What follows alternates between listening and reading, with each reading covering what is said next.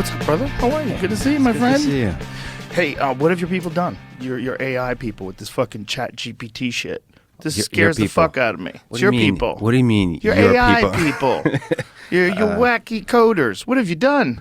Yeah, it's super interesting. Fascinating. Language models, I don't know if you know what those are, but that's the general systems that underlie ChatGPT and GPT. They've been progressing over the past maybe 4 years aggressively. There's been a lot of development. GPT-1, GPT-2, GPT-3, GPT 3.5. And ChatGPT, there's a lot of interesting technical stuff that maybe we don't want to get into. Sure, let's get into it. Well, I'm fascinated by it. So ChatGPT is based on fundamentally on a 175 billion parameter neural network that is GPT-3. And the rest is what data is it trained on and how is it trained. So you already have like a brain, a giant neural network, and it's just trained in different ways. So GPT-3 came out about 2 years ago, and it was like impressive but dumb in a lot of ways. It was like you would expect as a human being for it to generate certain kinds of text, and it was like saying kind of dumb things that were off. And you're like, all right, this is really impressive, but it's not quite there. You can tell it's not intelligent. And what they did with GPT 3.5 is they started adding more and different kinds of data sets there. One of them, probably the smartest neural network currently, is Codex, which is fine-tuned for programming. Like it was trained on code, on programming code. And when you train on programming code, which ChatGPT is also, you're teaching it something like reasoning, because it's no longer information and knowledge from the internet. It's also reasoning. You can like logic. Even though you're looking at code, programming code is you're looking at me like, what the fuck is he talking about? No, that's not what I'm looking at. I'm looking at you like, oh my God. But reasoning is in order to be able to stitch together sentences that make sense, you not only need to know the facts that underlie those sentences, you also have to be able to reason.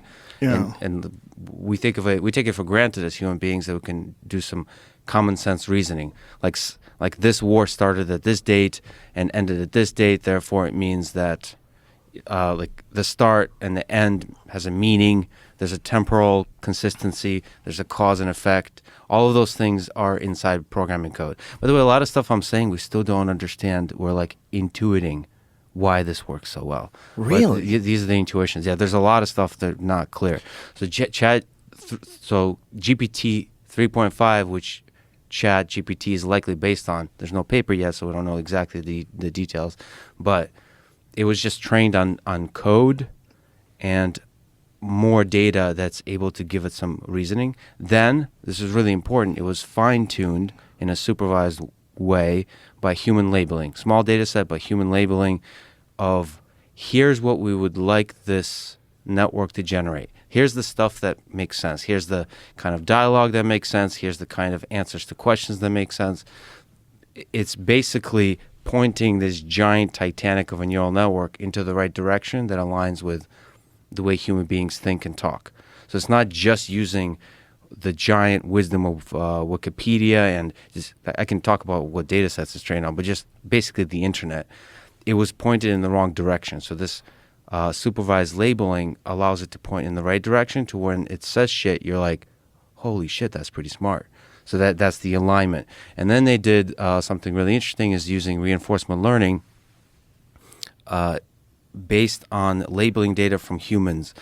That's quite a large data set. The task is the following. You have this smart GPT 3.5 thing generate a bunch of text, and humans label which one seems the best. So ranking. Like you ask it a question. For example, you could do generate a joke in the style of Joe Rogan, right? And you have a label. They have 5 options, and you have a label. Does it mention dick and pussy? No, I don't know. I don't know how exactly, but so you get it to rank. The human labeler is just sitting there. There's a very large number of them. They're working full time. They're labeling the ranking of the outputs of this model, and that kind of ranking, used together with a technique called reinforcement learning, is able to get this thing to generate very impressive to humans output. So it's not actually, there's not a significant breakthrough in how much knowledge was learned. That was already in GPT-3, and there was much more impressive models already trained. So it's on the way, not just OpenAI. But this kind of fine-tuning, it's called, by human labelers plus reinforcement learning, you start to get like where students don't have to write essays anymore in high school. Yeah. Where you can style transfer, like I said, do a Louis C.K. joke in the style of Joe Rogan, or Joe Rogan joke in the style of Louis C.K., and it does an incredible job at those kinds of style transfers. It can more accurately query things about the different historical events, all that kind of stuff. Holy shit, man.